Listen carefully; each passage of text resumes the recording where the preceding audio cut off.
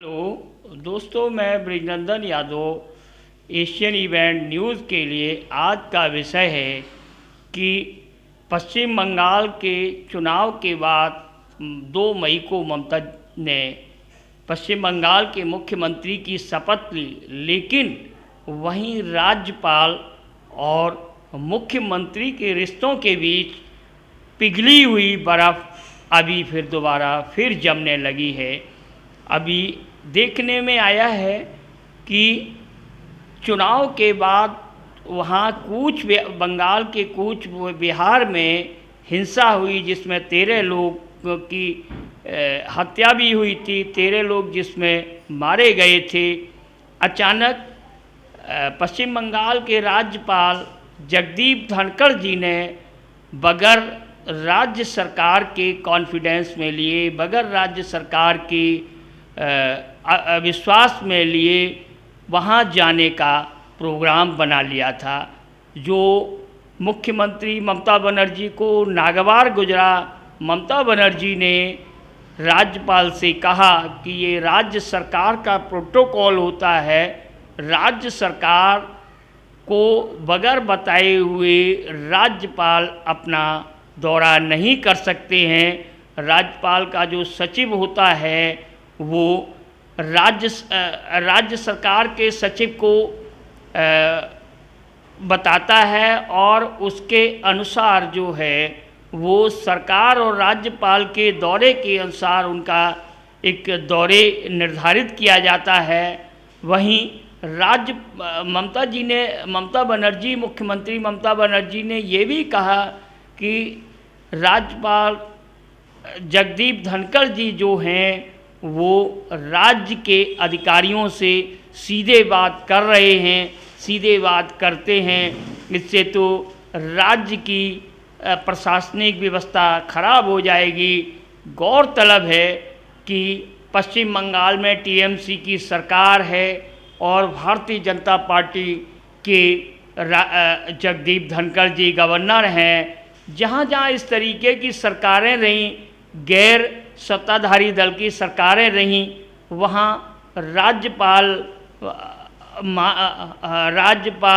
महोदय ने इस तरीके की परेशानियां पैदा करने की कोशिश की है। गौरतलब है उत्तर प्रदेश के अंदर भी राज्यपाल राम नाईक थे, उन्होंने पिछली समाजवादी सरकार के समय भी वो बगैर राज्य सरकार को बताए हुए प्रशासनिक अमलों में प्रशासनिक अधिकारियों से बात करते थे और खुद अपना तय कर लेते थे। डायरेक्ट प्रशासनिक अधिकारियों को बगैर राज्य सरकार को विश्वास में लिए हुए सीधी बात कर लेते थे। तत्कालीन समाजवादी सरकार जो थी वो उसने भी आपत्ति जताई थी। इस तरीके की घटनाएं पश्चिम बंगाल में भी ममता बनर्जी की सरकार के साथ भी पुनरावृत्ति होती दिखाई दे रही है। क्यों? दूसरे दलों की सरकार है और दूसरे दल के गवर्नर हैं, तो ये भी माना जाता है कि जो गवर्नर बनाए जाते हैं वो विश्वस्त सूत्रों ने बताया कि गवर्नर जो हैं वो अब पहले की तरह नहीं, अब एक केंद्र सरकार के प्रतिनिधि के तौर पर काम करते हैं, न कि संवैधानिक तौर पर। लेकिन वहीं राज्यपाल जो होते हैं वो संविधान की शपथ लेने के बाद संविधान के प्रति उनकी जवाबदेही होती है और सरकार के प्रति भी जवाबदेही होती है। सरकार के संवैधानिक कार्यों के प्रति जवाबदेही होती है, प्रशासनिक कार्यों के प्रति जवाबदेही नहीं होती है।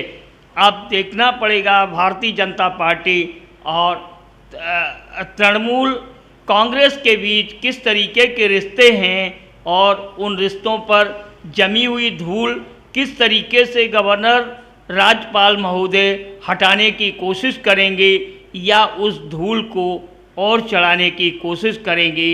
ये तो आने वाला समय ही बताएगा कि गवर्नर साहब कितने समय तक वहाँ रहते हैं या ममता बनर्जी की सरकार को किस तरीके से चलवाने में संवैधानिक कर्तव्यों का निर्वहन करते हैं या अपने दल की निष्ठा में रहते हुए उसका निर्वाह करते हैं। मैं Brijnandan Yadav, Asian event news के लिए। देखिए अभी देखिए कैसी बनी, मच्छर काटने लगे थे। देखा क्या